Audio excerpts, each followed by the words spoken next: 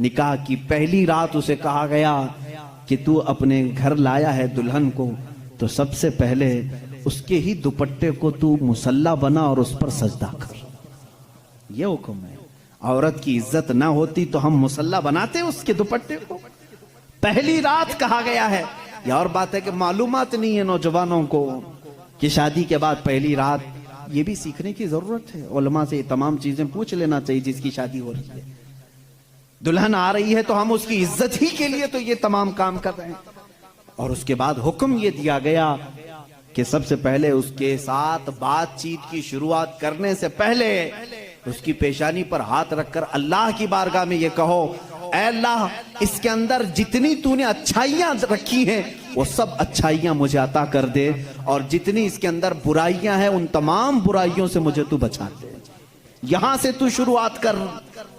जाहिर सी बात है, मैंने उस वक्त महसूस किया, चंद दिनों पहले एक नौजवान को तलकीन कर रहे थे, पेशानी पर जहां बाल उगते हैं वहां हाथ रख करके दुआ करना।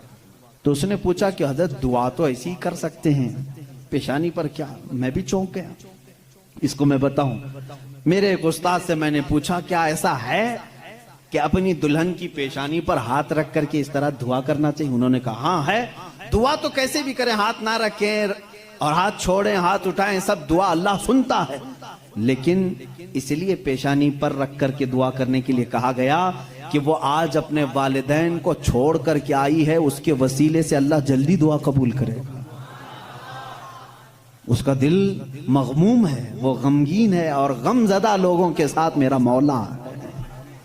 वो अपने वालिदैन को छोड़ करके तेरे घर आई है, वो मगमूम है, बहुत गमज़दा है। आज उसकी पेशानी पर हाथ रख करके दुआ करो। मेरा उसी दिन ये जहन समझ गया कि इस्लाम ने औरत को वो मकाम दिया है, वो इज्जत दी है।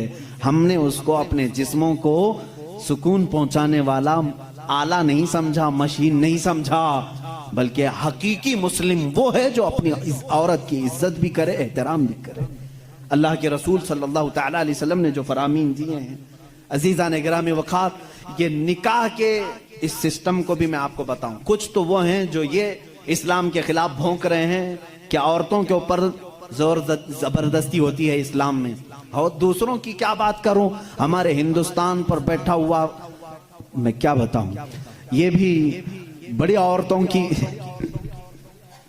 हाँ, पीड़ित महिलाएं हैं, मुस्लिम पीड़ित महिलाएं हैं जो खुद बीवी को छोड़ बैठा है। सारी मुस्लिम औरतें पीड़ित हैं। अल्लाह अकबर।